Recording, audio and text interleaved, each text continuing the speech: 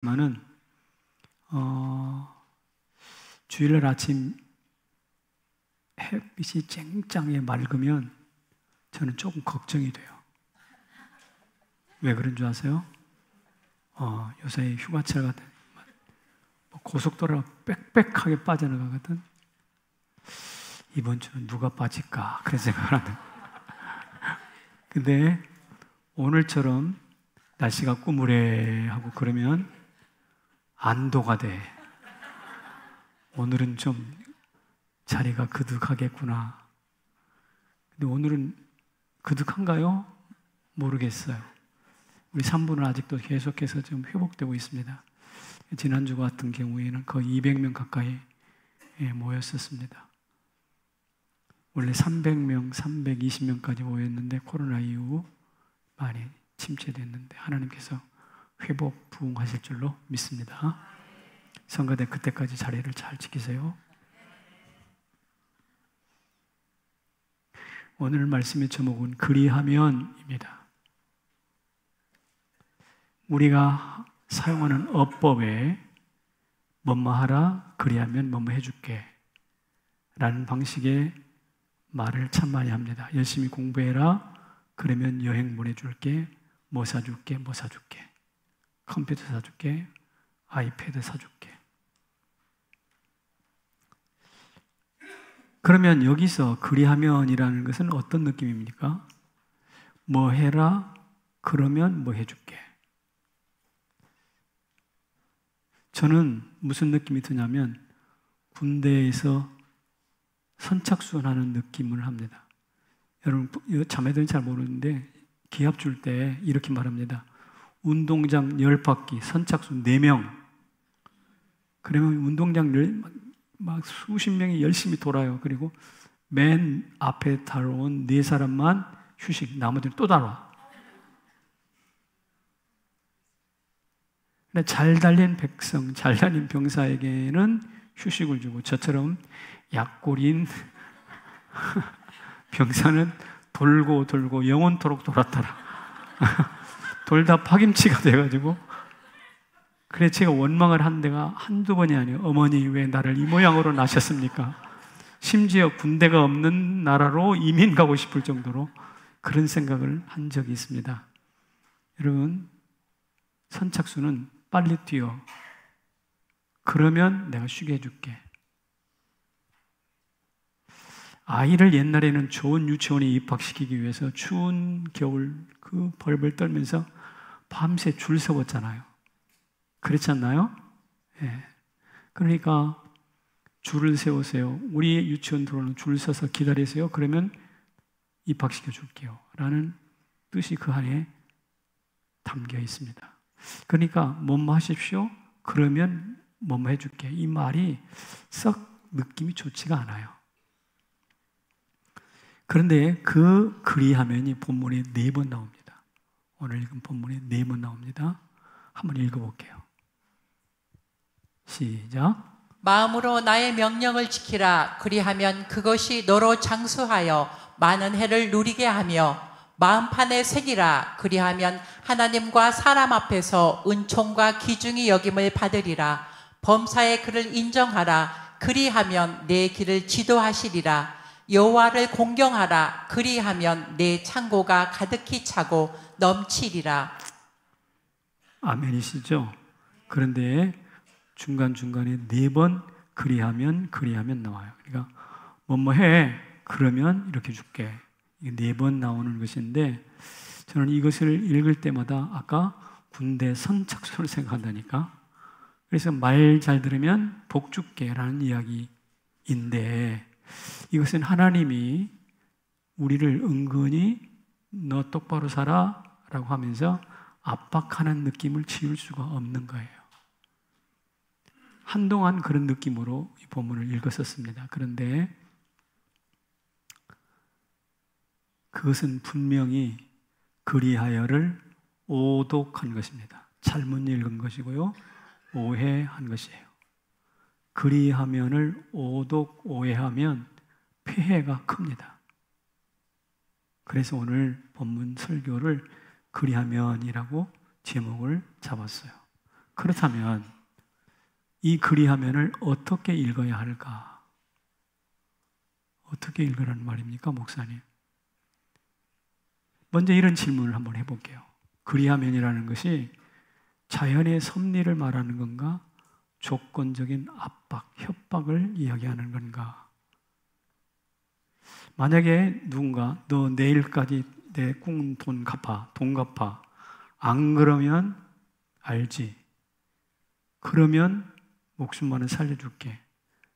이것은 강력한 협박입니다. 조건적인 압박입니다. 그러나 풍선을 불고 있는 아이에게 야야 풍선을 불어라. 그러면 적당히 불어대. 안 그러면 언젠가 터져. 풍선이 터질 줄도 모르고 막 입에 힘을 벌러 넣어서 후후 불어대는 아이에게 야야 그러면 터질 때가 온다니까 라고 가르치는, 자연의 섭리를 가르치는 교훈이죠. 그래서 똑같이 그리하면이지만 하나는 압박이고 협박이지만 하나는 자연적 질서 안에 숨겨진 교훈이거든요. 그래서 우리는 어쨌든 오늘 본문을 읽을 때 이 그리하면을 하나님의 자연적 섭리로 받을 것인지 아니면 강자가 압박하는 압박으로 받을 것인지를 선택해야 합니다. 여러분들은 앞으로 성경을 읽을 때 그리하면이라는 말씀을 나올 때, 읽을 때 어떻게 읽으시겠습니까? 저는 선택했어요. 무엇으로? 하나님의 섭리로 받기로 선택했습니다. 이유가 있습니다. 첫째는 호칭 때문에 그렇습니다. 그리하면 말씀을 하시기 전에 뭐라고 불렀냐면 내 아들아 라고 불렀어요. 뭐라고요? 내 아들아. 사랑이 가득 담긴 호칭입니다. 이렇게 사랑이 가득 담긴 호칭으로 불러놓고 협박을 하는 아버지가 있을까요? 없어요. 인간 아버지는 혹시 그럴지 몰라도 하나님은 절대로 그런 하나님이 아니십니다. 그래서 저는 이 그리하면이라는 말씀을 하나님의 섭리로 받기로 결정한 것이죠. 두 번째는 말씀드린 것처럼 이것이 만고불변의 자연 질서 속에 들어가 있는 진리이기 때문에 그렇습니다. 잠언에 보면 이런 성경 구절이 있는데 한번 읽어볼까요? 읽어봐 주실까요? 우리? 젖을 저으면 엉긴 젖이 되고 코를 비틀면 피가 나는 것 같이 노를 격동하면 다툼이 남이니라. 제가 누군가의 코를 비틀어, 제 코를 비틀어, 공이 비틀면 뭐가 난다고? 피가 난다고 그랬어요. 이것은 자연에 숨겨놓은 하나님의 질서입니다. 진리입니다. 잠언에는 이런 자연 질서에 속한 교훈들이 참 많이 담겨 있어요. 이런 자연 질서를 협박으로 받아들이는 것은 아까 말씀드린 것처럼 오독이라는 것입니다. 따라서 애정어린 호칭이기 때문에 그리하면을 따뜻한 마음으로 읽어야 하고 객관적인 진술이기 때문에 편견 없이 읽어야 된다는 말이죠. 그렇게 하지 않으면 크게 손해를 봅니다. 왜냐하면 그리하면 그 뒤편에 엄청나게 중요한 것이 있어요. 그리하면을 우습게 여기고 발로 차버리면 그리하면 뒤에 나오는 그 엄청난 것을 잃어버리게 돼요. 도대체 그리하면 뒤에 뭐가 있는가? 이게 있습니다. 오늘 본문의 이야기인데요. 같이 읽어볼게요. 시작. 장수, 평강, 은총, 존귀, 양약, 윤택, 재물, 천열매, 넘치는 창고, 풍성한 포도즙. 이 본문에 읽었던 내용인데요. 그러니까 그리하면이라는 뒤에는 엄청난 복이 숨겨져 있는데 이 그리하면을 압박으로만 받든지 오독 오해를 하며 발로 차버리면 이 복도 함께 날아가 버려요.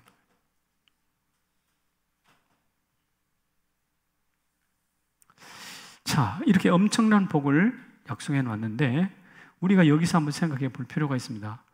성경이 말하고 있는 이 10가지의 복이 나에게는 정말 있는가? 나는 누리고 있는가? 한번 생각해 봅시다. 장수. 여러분 마음먹은 대로 장수가 됩니까? 장수, 누구도 오래 사는 건 장담할 수 없어요. 평강, 누리는 것 같긴 한데 누가 한마디 뾰족한 이야기 한마디 하고 툭 지나가면 순간 얼굴 표정이 바뀌잖아요. 내 표정, 평강이 깨져버립니다. 은총, 하나님의 은총 받은 것 같긴 한데 아직 만족 못하고 있어요. 존귀, 내가 존귀하다고 목사님 말씀하는데 집에만 가면 어디 딴 데 가보면 나를 무시하는 사람이 널려 있는 것을 볼 때 나와는 상관없는 용어가 존귀인 것 같아. 양약, 몇 끼마다 막 보약이든지 여러분 비타민 D자를 엄청나게 입에 털어놓으면서 먹지만 그게 정말 내게 양약이 될지는 모르겠어요.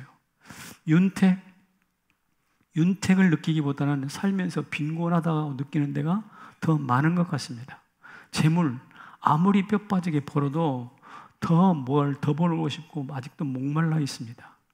첫 열매, 언제 그 첫 열매를 거두었는지 기억이 아슬아합니다.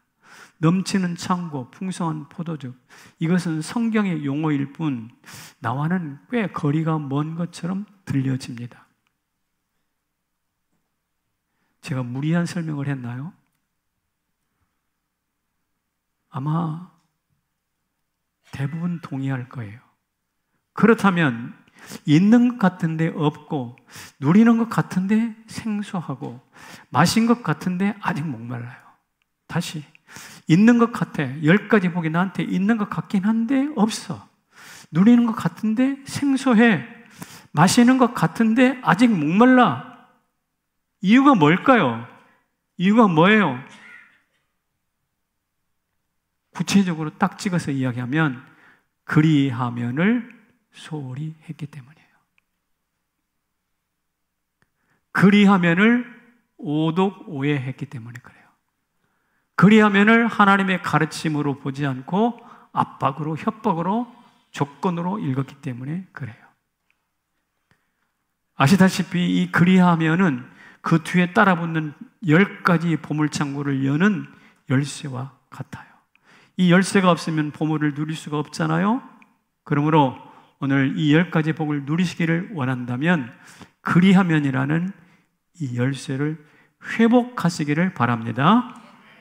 말씀대로 그렇게 하십시오. 그렇게 생각하십시오. 그렇게 따라가십시오. 그렇게 엎드리십시오. 그렇게 순종하시면 됩니다. 응? 세임 형제. 신혼부부잖아. 네, 신혼부부 때 필요한 거 많겠는데 그리하면이 대단히 중요해요. 그리하면. 그래서 제가 이런 말을 하겠습니다. 한번 읽어볼게요. 시작. 하늘의 별 따기는 가능하다. 왜 뜬금없이 하늘의 별 따기 이야기가 뜬금없잖아요.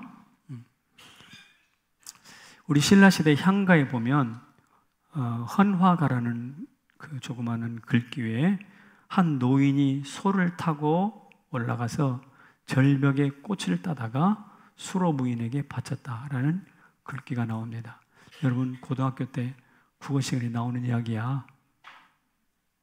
그런데 이 말에는 생각해보세요. 노인이 소를 타고 절벽에 올라가서 꽃을 딴다? 왜 땄는지는 모르겠는데 이것은 대단한 과장이 숨어 있습니다. 과장법이 숨어 있어요. 그런데 신라시대만 과장한 게 아니라 요사이도 세임 형제가 와이프한테 하늘의 별을 따다 줄게 이러면서 꼬시지 않았어요? 그러니까 시집 왔겠죠. 그런데 그 말 사실이요? 100% 거짓말이야. 속이나 썩이지 마라. 공연 끝나고 빨리빨리 집에나 들어가. 이런 거죠. 이런 겁니다. 그러니까 하늘의 별을 따다 준다고 우리는 과장법을 사용하면서 그렇게 살아갑니다. 틀렸나요? 그런데 말입니다. 오늘 본문에 보면, 잠언에 보면 절벽에 꽃을 따다 주고 하늘의 별을 따다 주는 것보다는 오히려 한 걸음 더 나가서 하늘과 땅을 이어주는 아예 사닥다리를 놔줄게. 아예 내가 고속도로를 깔아줄 거야. 여기서 고속도로가 문제가 많더만요. 그런데 그렇게 약속을 하고 있어요. 성경에는, 잠언에는 그런 게 많다 이 말입니다. 그게 바로 어떻게 고속도로를 깔아줄 건데, 어떻게 사닥다리를 놔줄 건데, 그게 바로 그리하면입니다. 그게 바로 그리하면이에요. 제가 설교를 하려고 오늘 본문 묵상을 하면서 야곱의 사닥다리가 내려와서 하늘과 땅이 이어지지 않았습니까? 아하, 야곱의 사닥다리가 있었듯이 나에게 사닥다리가 있다면 오늘 그리하면이구나. 야곱에게도 사닥다리가 내려오셔서 뜬금없다고 느껴졌습니다만은 왜 갑자기 그리하면이야? 뜬금없는 말이 아니에요. 잘 들어보면 이 그리하면을 잘 살펴보면 하늘에 별을 따는 일이 나타나더라는 것이죠. 그래서 서로 이어지는 겁니다. 땅과 하늘이 이어지고, 오늘 본문에 보면 그 내용을 알 수가 있습니다. 자, 한번 자막을 읽어볼까요? 시작. 마음으로 나의 명령을 지키라. 그리하면 그것이 내게 장수하며 평강을 더하게 하리라. 명령을 지키는 것이 무엇과 연결되는가? 장수와 평강으로 연결돼요. 근데 무엇이 연결해 주는가? 그리하면이. 그리하면. 다음 구절 시작. 인자와 진리가 떠나지 말게 하며 마음판에 새기라. 그리하면 은총과 기중이 여김을 받으리라. 인자와 진리를 마음판에 새기면 은총과 존귀히 여겨지는 것과 이어진다는 거예요. 그리하면의 효과입니다. 다음 시작. 범사에 그를 인정하라. 그리하면 내 길을 지도하시리라. 하나님이 인정하면 내 길 지도해 주시는데, 그리하면 더 있습니다. 시작. 악을 떠날지어다. 그리하면 내 골수를 윤택하게 하리라. 악을 떠나라. 그러면 골수가 윤택해진대. 윤택함이 찾아온대. 또 한 구절 시작. 처음 익은 열매로 여호와를 공경하라. 그리하면 창고가 넘치리라. 공경하라. 첫 열매로 공경하라. 그러면 창고가 비는 게 아니라 창고가 넘치리라. 그러니까 이 두 가지가 그리하면으로 이어지고 연결되고 연결됩니다. 따라서 내 피곤과 하나님의 힘이 그리하면을 통해서 연결되는 거예요.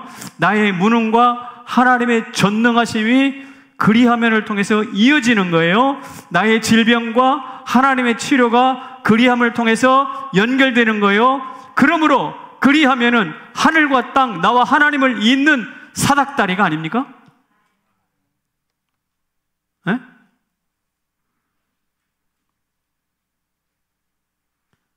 만약에 이 사닥다리, 그리하면의 사닥다리가 견고히 세워진다면 하늘의 별 따는 건 누워서 식은 죽 먹기지. 야곱이 그렇게 살았습니다. 집에서 쫓겨날 때 빈털터리로 밧다나람 산촌집으로 갔잖아요. 빈털터리예요. 그러나 그가 20여 년 후에 집으로 돌아올 때는 12아들을 거느린 대부호가 되어서 돌아옵니다. 왜 그럴까요? 그리하면이 있었기 때문에 그래요. 다니엘도 포로로 붙잡혀 갔습니다. 그러나 그 땅에 들어가서 왕조가 3번 바뀔 때까지 총리를 계속해서 유지합니다. 왜요? 하나님의 그리하면이 있었기 때문에. 오늘 이 설교를 통해서 그리하면의 재발견이 있기를 축복합니다. 성경에 읽을 때마다 그러면 그런데 이게 무슨 조건이야? 자꾸 그렇게 오독하시지 않기를 바랍니다. 다시 한번 제가 여러분에게 상기시켜 드립니다. 읽어볼까요? 시작. 그리하면 뒤에 숨겨진 복을 아는가? 제가 설교를 준비하면서 좀 궁금증이 생겨가지고 그리하면을 성경 검색 프로그램에다 딱 집어넣어봤어요. 성경에 그리하면이 제일 많이 나오는 곳이 어디일까 찾아봤다고요. 찾아봤더니 신명기예요. 신명기.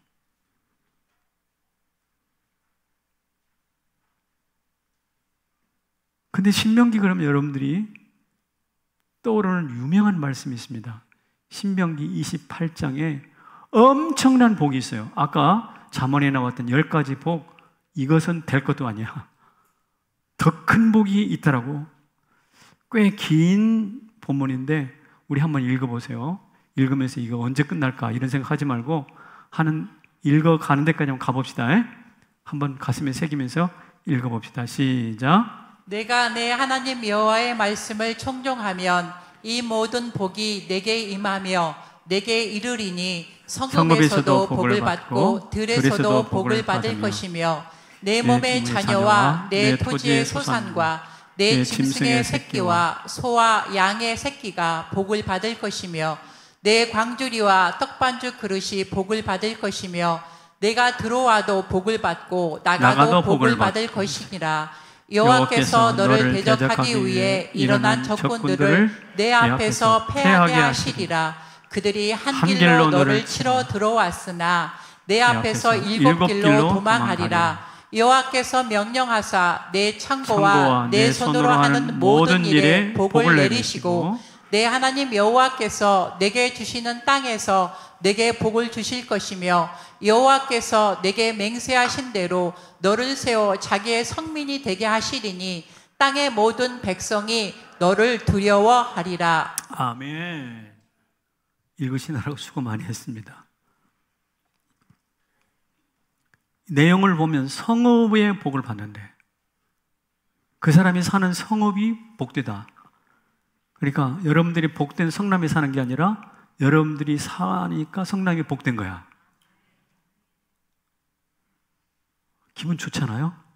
네. 들의 복. 들판은 텅 비어 있는데 여러분이 가면 뭐가 먹을 것이 생겨나. 자녀의 복, 토지와 짐승의 복, 광주리와 떡반죽 그릇 복, 출입의 복, 들어가도 복을 받고 나가도 복을. 승리의 복, 적들이 우리를 쳐들어와 가지고 무너뜨리려고 하다가 어떻게? 한 길로 갔다가 7길로 도망간대. 창고와 생업의 복, 하나님의 백성의 권위 복. 하여튼 제가 읽어보니까 거의 복의 완결판입니다. 완결판이에요. 복을 총 집대성해 놓은 복의 완결판이에요. 종합선물 세트예요. 그런데 이 복이 어디 있느냐면 그리하면 뒤에 있어요. 여기도 너희가 여호와의 말씀을 청종하라. 그리하면 들의 복, 나가도 복, 자녀 복, 복. 따라서 그리하면에 어떻게 반응하느냐가 우리 인생을 결정합니다. 여러분 어떻게 반응하시렵니까? 인생은 목이 마르면 운을 파는 존재예요. 제가 지난 주간에 설교했죠. 석유 캐러고 석유를 캐는 위해서 지하 몇 미터를 내려간다고 그랬지? 자막 주세요. 자막. 지하로 몇 미터가? 12km. 금캐로 남아프리카 공항에서 옆으로 몇 킬로를 뚫어? 800km를 뚫고 들어가요. 이게 인간의 집념입니다. 석유를 캐로, 금을 캐로 지하 12km, 옆으로 800km를 서울에서 부산까지 왕복하는 거리를 멀다 하지 않고 뚫고 뚫어가는 것이 인생의 집요함입니다. 그런데 놀랍게도 하나님의 그리하면 앞에서는 모든 것이 멈춰버려요. all stop해. 집념이, 열정이 사라져버려요. 이게 어찌된 일입니까? 왜 그랬습니까? 그리하면의 가치를 놓치니까 그래요.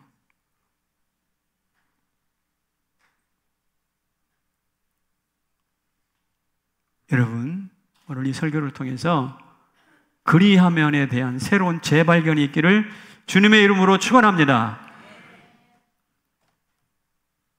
그래서 여러분에게 이렇게 권면합니다. 같이 읽어볼게요. 시작.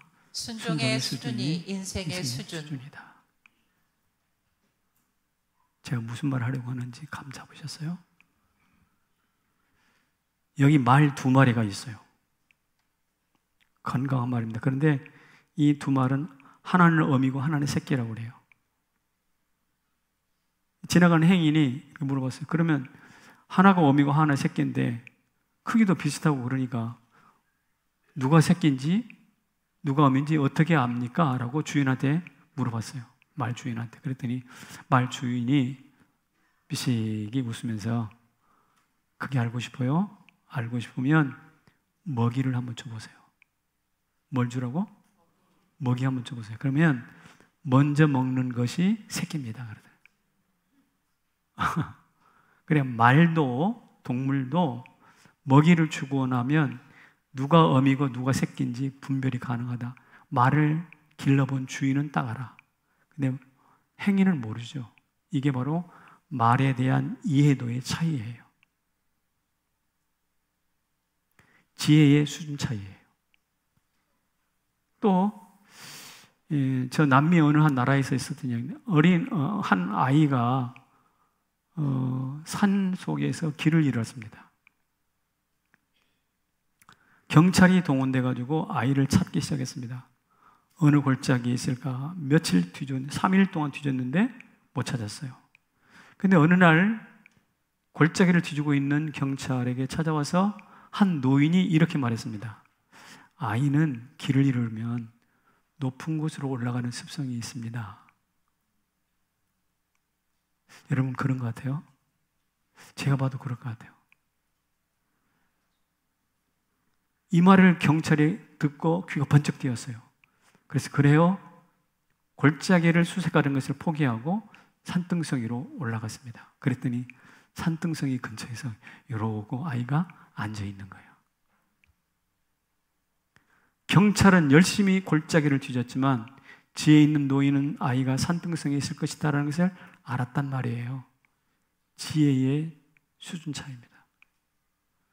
지혜의 차이, 큰 차이죠. 누가 어미고 새끼인지, 아이가 어디쯤이었는지를 알아내는 것 대단히 큰 지혜인데, 지혜의 차이가 중요하다라고 말하기 위해서 이 설교를 하는 게 아니에요. 지혜의 차이보다 더 중요한 것이 있다는 것이죠.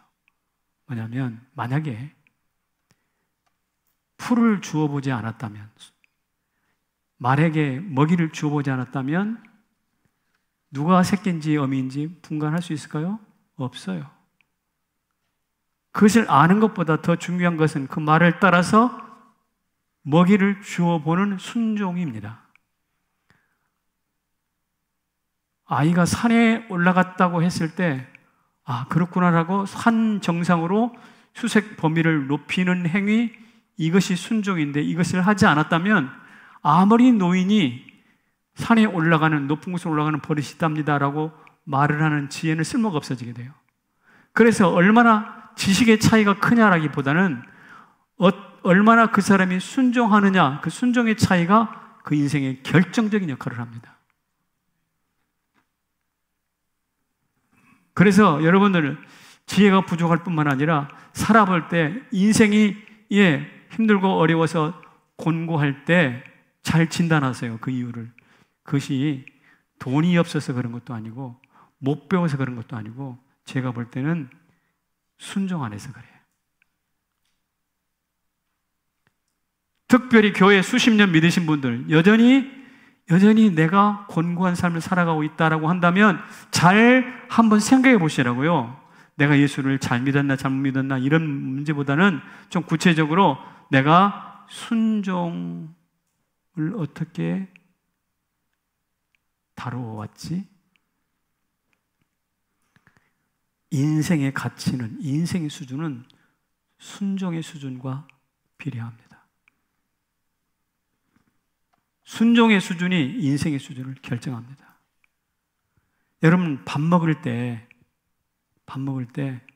지혜가 필요한가요? 그렇게 지혜가 필요하잖아요. 그러나 꼭꼭 씹어 천천히 먹어라 라는 어른들의 말은 대단히 중요합니다. 지혜가 아니라 순종이 필요할 때가 더 많다는 말이에요. 왜냐? 순종이 인생의 수준을 결정하니까. 돈이라고 핑계대지 마십시오. 배웠느니 못 배웠느니 이따위 소리 이제 집어치우십시오. 그것은 핑계일 뿐입니다. 정확히 말합시다. 못 배웠어도 한국의 경제를 주름잡았던 사람이 있어요. 누구요? 정주영. 자기 휘하에 수만 명의 박사를 거느렸던 사람입니다. 무엇이냐? 순종의 수준이 인생을 결정한다고요. 성경에 갈렙이라는 사람이 있습니다. 갈렙. 그는 유대인이 아니었어요. 원래 그나스 족속이었습니다. 이방 민족이었어요. 그런데 어느 날 귀화를 해요. 유대인으로 살기로 작정을 하고 유대인으로 귀화를 합니다. 피 하나 섞이지 않았지만 유대의 족속 중에 유대 민족 중에 유다 지파로 들어와요. 근데 하는 거 보니까 대단히 유능하거든. 순종을 잘했나 뭐 했나 모르지만 하여튼 대표로 뽑혀가지고 가나안 정복할 때 유다 지파 대표로 갑니다. 그때 하나님이 하셨던 말씀이 이런 말씀이에요. 같이 읽어봐요. 시작. 여분의 아들 갈렙은 온전히 여호와를 순종하였은즉 그는 그것을 볼 것이요 그가 밟은 땅을 내가 그와 그의 자손에게 주리라 하시고. 갈렙에게 그 땅 줄 것이다. 자손들에게 줄 것이다. 왜 주는가?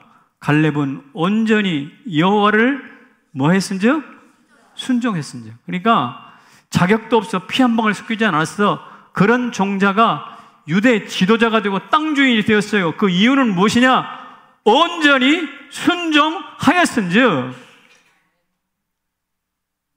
여러분, 인생 출세한 갈렙의 핵심 용어가 순종인데 성경이 원리, 보편적 원리입니다. 이것을 우리가 모른 척하고 외면하면서 이것을 발로 차버리면서 하나님 앞에 복된 삶을 살 수 있다는 것은 불가능한 일이에요. 다시, 인생 처지가 초라합니까? 순종으로 여러분의 수준을 높이시기를 바랍니다. 돈 없어 그런 것도 아니고 못 배워 그런 거 아니라는 거예요. 뒷배경이 없어서 그런 것도 아니라는 거예요. 친구가 없어서 그런 것도 아니라는 거예요. 이제 하나님 말씀 앞에 그리하면 그 뒤에 있는 말씀에 순종하시기 바랍니다. 같이 읽어볼게요. 마지막 시작. 아멘으로 하는 등산 순종. 여러분 등산 좋아하시죠? 성남 사람들은 어디 올라가? 등산 참 좋아해. 제가 어느 목사님 만났는데 자기는 한국의 100대 명산을 다 올라갔대. 부럽더라고요. 잘하셨다고 그랬어요. 그런데 제가 듣고 속으로 이런 생각했습니다. 100대 명산을 정복할 열정과 힘을 가지고 하나님 말씀 앞에 순종했으면 어떻게 됐을까?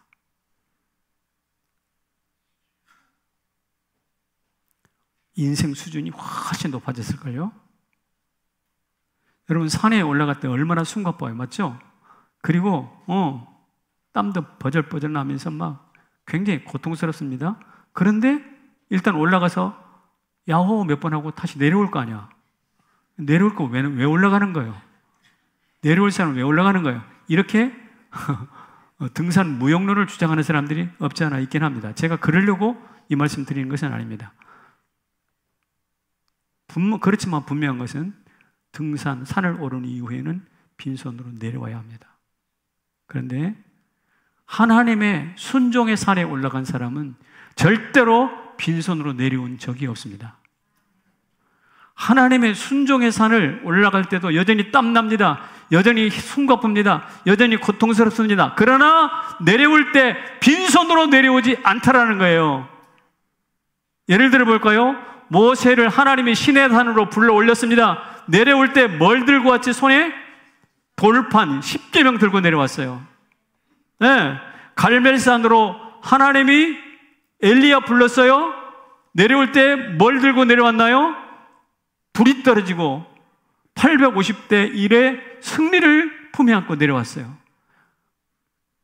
변화산에 베드로 올라갔습니다. 내려올 때 뭐 가지고 내려왔어요? 예수님이 해같이 빛나는 모습으로 바뀐 그 변화의 아름다운 장면을 가슴에 품고 내려왔어요.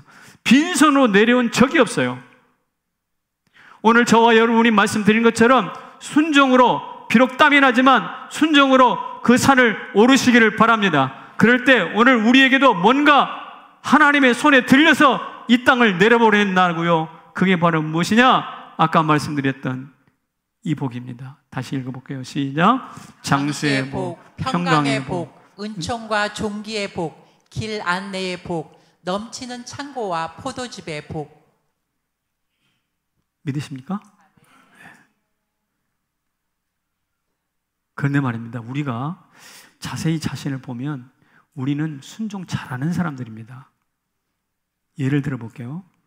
여러분, 밤이 어두우면 자요, 안 자요? 날이 새면 일어나요, 안 일어나요? 잘 일어나잖아. 하루에 밥 세끼 챙겨요, 안 챙겨요? 너무 챙겨서 다르지? 너무 챙겨서. 이 자연의 변화 안에 우리는 순종을 너무나 잘합니다. 그런데 막상 하나님의 말씀 앞에만 서면 순종이 달아나 버려, 잊어버려. 실종돼요. 어떻게 된 걸까요? 다시 순종의 가치를 회복하기 바라요. 그리고 그 순종의 가치를 회복하면 어찌 될까요? 여러분의 인생의 수준이 높아집니다. 변화산에 올라가기 전에 베드로의 모습과 올라갔다 온 이후의 베드로의 모습이 같을까요? 틀릴까요? 달라요. 예수님 이해가 다르다고요. 저는 순종은 우리 초등학교 운동회 때 박터트리기가 있었어요. 기억나세요? 어머님들? 그래서 박에다가 뭐 학용품도 넣고 선물 몽땅 집어넣고 높이 매달아 놓으면 아이들이 콩주머니 가지고 막 던지잖아요. 모래주머니 가지고. 해보셨어요? 네, 그래가지고 던지면 그게 처음에는 꿈쩍도 안 하다가 그 박에다가 박이 금이 가고 나중에 뻥 터져서 막 선물이 우수수 떨어지면 그거 가지고 얼마나 좋아했던 기억이 지금도 생생합니다. 그런데 순종은 뭐냐면 하나님의 엄청난 선물 보따리를 순종 하나 던지고 둘 던지고 셋 던지고 넷 다섯 어느 날 보면 하나님의 선물 주머니가 금이 가기 시작하고 어느 순간 빵 터질 줄로 믿습니다. 이게 바로 순종의 가치예요. 한 몇 개 던져보고 에이 아무 일도 없네 라고 포기하면 안 된다는 거예요.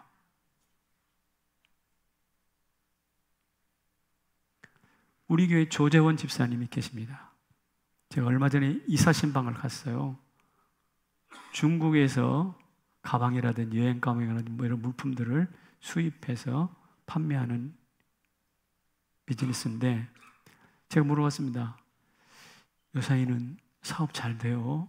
걱정스럽게 물어봤어요. 그랬더니 1초도 주저하지 않고 네, 잘 됩니다. 저 깜짝 놀랐어요. 그렇게 자신감 있게 잘 된다고 소리를 치는 거. 사실은 내일이 어떻게 될지 모르니까 비즈니스 하는 입장에서는 좀 조심스럽고 잘 돼도 네, 잘 그런 대로 하고 있습니다. 뭐 이렇게 하는 것이 상례인데 요즘 잘 돼? 네, 잘 됩니다. 정말이야? 네, 잘 됩니다니까요. 아, 이렇게 이야기를 하는 거예요. 근데 이유를 물어봤더니 지금 그 회사에 와가지고 아무리 어렵고 힘들어도 자기 곁을 떠나지 않고 충실하게 일하는 직원이 한 사람이 있대. 그리고 중국의 여러 지부에서 한국에서 요청사항을 아주 충실하게 감당해주는 직원이 한 사람이 있대. 그러면서 그분이 하는 말이 뭐냐면 목사님, 사업은 경기를 따라 하는 게 아니라 사람이 하는 겁니다. 그래서. 맞나요?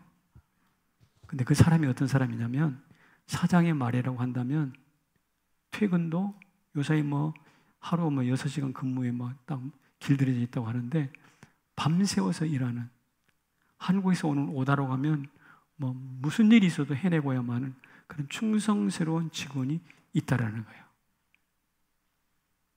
그래서 자신 있게 코로나 3년 여행 안 갔잖아요. 여행 안 가니까 여행 가방 사겠어요? 안 사겠어요? 최대의 불황이었어요. 근데 끄떡없이 버텼어요. 무역장벽, 중국에서 막 무역장벽 올리잖아요. 지금도 여전합니다만 아직도 버티고 있어요. 그래서 제가 가만히 다시 한번 집에 와서 생각해 봤습니다. 저 조재원 집사가 아직도 사업이 무너지지 않고 계속 잘 가고 있는 이유가 뭘까? 제가 발견한 이유가 있습니다. 그것은 바로 뭐냐면 그는 지금부터 수년 전부터 우리 교회 수요 집회, 주일 집회는 물론이거니와 수요 집회와 금요 집회에 한 번도 빠진 적이 없어요. 저 뒤에서 공적 예배 자리에 명확하게 자리를 지켜요. 명확하게. 순종한다는 거예요. 순종한다는 거예요. 그래서 그런지 이번에 장로로 피택이 됐는데 저는 이 조재원 집사님의 삶을 통해서 순종이 인생의 수준을 높여주는구나. 경기와도 상관없이, 무역 장벽과도 상관없이, 코로나 질병과도 상관없이 하나님께서 그의 인생의 수준과 사업의 수준을 높여주시는구나 깨달았어요. 여기 혹시 임직자가 계시다면 기억하십시오. 순종.